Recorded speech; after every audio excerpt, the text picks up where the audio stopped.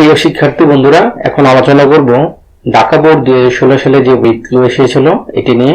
অত্যন্ত চমৎকার একটি উইকলি। এই উইকলিগুলোর উত্তরগুলো আমি নিচে সাজিয়ে রেখেছি আগে থেকেই।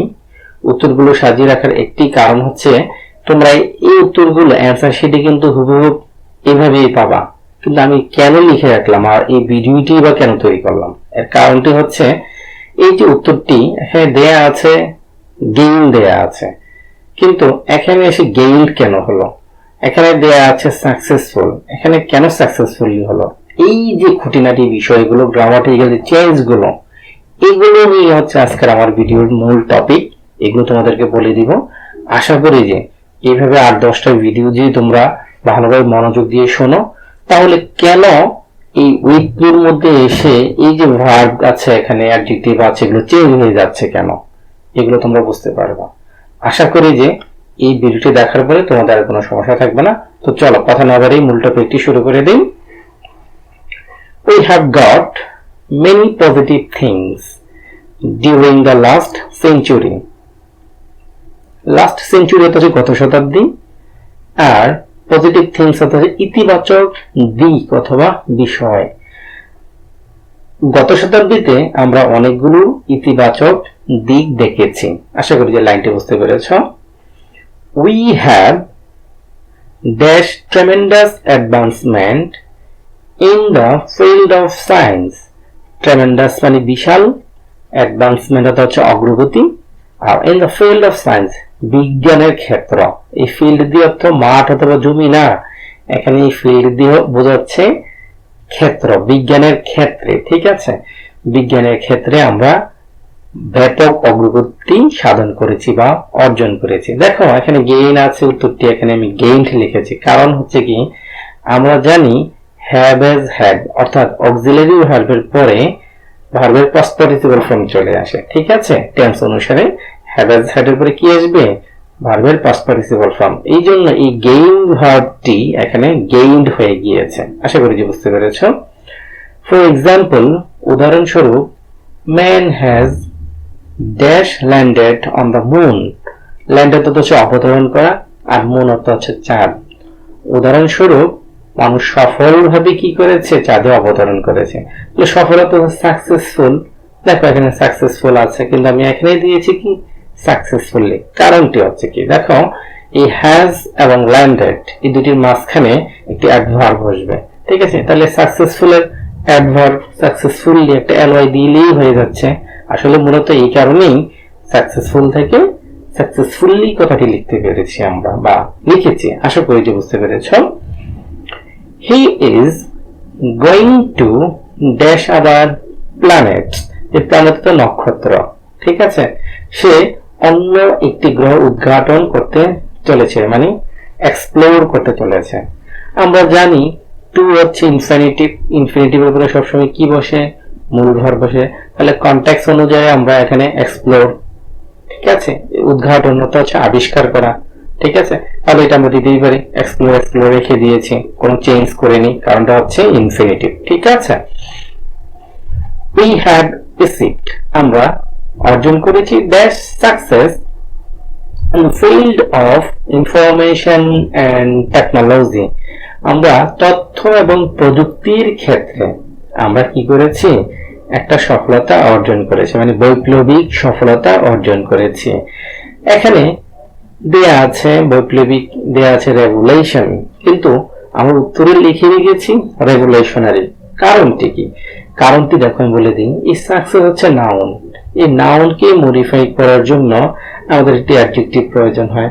তাহলে এই নাউনের অ্যাডজেক্টিভ ফর্ম হচ্ছে রেভুলেশনারি। ঠিক আছে, তাহলে আমরা এখানে নাউনকে মডিফাই করার জন্য এখানে রেভুলেশনারি অ্যাডজেক্টিভটি দিয়ে দিলাম। আশা করি যে বুঝতে পেরেছ।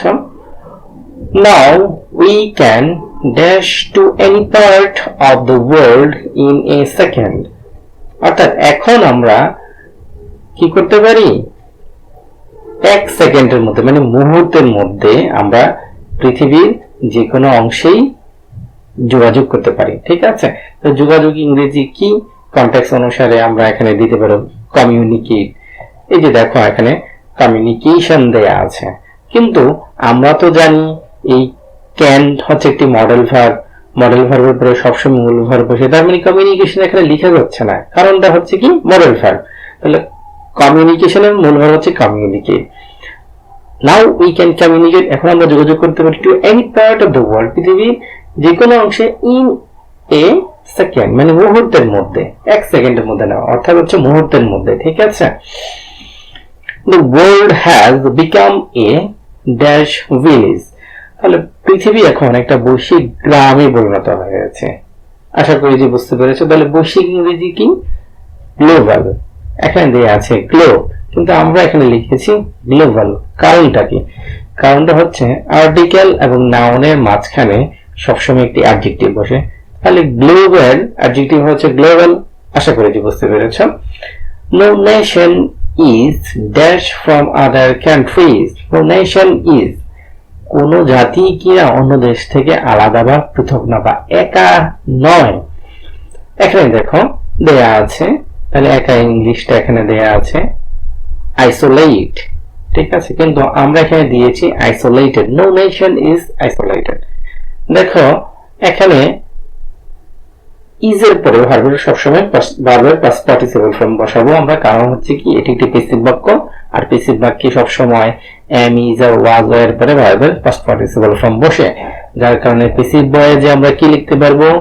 আইসোলেটেড, পাস্ট পার্টিসিপল ফর্ম দিতে হবে আইসোলেটেড। তাহলে কোন জাতি কিনা আরেকটি জাতি থেকে বা আরেকটি দেশ থেকে আইসোলেটেড নয়।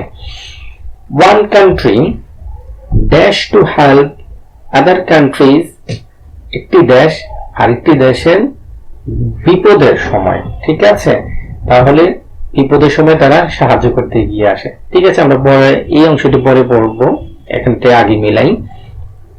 ওয়ান কান্ট্রি প্রেজেন্ট টেন্সে আছে, দেখি বুঝতে পারছো, আর সাবজেক্ট আছে থার্ড পারসন সিঙ্গুলার, এই জন্য কাম এগিয়ে আসা, এই জন্য এখানে কামস দিয়েছি, কারণ subject third person singular. One country comes, একটি দেশ আসে, টু হেল্প আদার কান্ট্রিজ, অন্য একটি দেশকে সাহায্য করার জন্য, ডিউরিং দ্য টাইম অফ, কি বলতে পারবো এখানে? ডিজাস্টার্স, মানে দুর্যোগের সময়, বিপদের সময়, ঠিক আছে। আমরা জানি প্রিপোজিশনের পরে নাউন ফর্ম বসে, প্রিপোজিশন বসে আমরা কি বসাবো? নাউন ফর্ম বসাবো। এখানে দেখো ডিজাস্টার্স আছে, কিন্তু এখানে আমরা কি বসাতে হবে? নাউন ফর্ম বসাতে হবে, এই জন্য ডিজাস্টার্স লিখেছি। আশা করি যে বুঝতে পেরেছো। এখানে প্রিপোজিশনের অবজেক্ট হিসেবে আমরা এই নাউনটি ব্যবহার করেছি। আশা করি যে বুঝতে পেরেছো। এখানে একটি ফুল স্টপ হবে, ফুল স্টপের পরে দেখো science has certainly dash the process of globalisation, নিশ্চিতভাবে বিজ্ঞান বিশ্বায়ন প্রক্রিয়াকে ত্বরান্বিত করেছে। সায়েন্স হ্যাজ সার্টেনলি, ত্বরান্বিত ইংরেজি হচ্ছে এক্সিলারেট, কিন্তু এখানে দেওয়া আছে কি? এক্সিলারেটেড। কেন এক্সিলারেট? এই ত্বরান্বিত ইংলিশটি এখানে এক্সিলারেটেড হয়ে গিয়েছে, কারণটা কি? দেখো কারণটি হচ্ছে এই সেন্টেন্সটি প্রেজেন্ট পারফেক্ট টেন্সে আছে, এবং সায়েন্স সাবজেক্ট, হ্যাজ হচ্ছে হ্যাজ অথবা হ্যাজ এর পরে ভার্বের পাস্ট পার্টিসিপল। এই সার্টেনলি এই এটার জন্য আমাদের এই ভার্বের পরিবর্তন ব্যাঘাত ঘটবে না, আমাকে দেখতে হবে সেন্টেন্সে প্রেজেন্ট পারফেক্ট টেন্সে আছে, এই জন্য সায়েন্স হ্যাজ এক্সিলারেটেড, ভার্বের পাস্ট পার্টিসিপল ফর্ম হচ্ছে এক্সিলারেটেড। তাহলে science has accelerated the process of globalisation. তো হয়ে গেল আমাদের ঢাকা বোর্ড 2016 সালের উইকলুটির সলিউশন। আশা করি যে অত্যন্ত চমৎকার ভাবে তোমরা, অত্যন্ত ভালোভাবে তোমরা বুঝতে পেরেছ। আর এর মধ্যেও যদি কোনো সমস্যা থাকে অবশ্যই আমাকে জিজ্ঞেস করবা। আশা করি যে তোমাদের সমস্যার সমাধান হয়ে যাবে। সবাই ভালো থাকো, সুস্থ থাকো, আল্লাহ হাফেজ।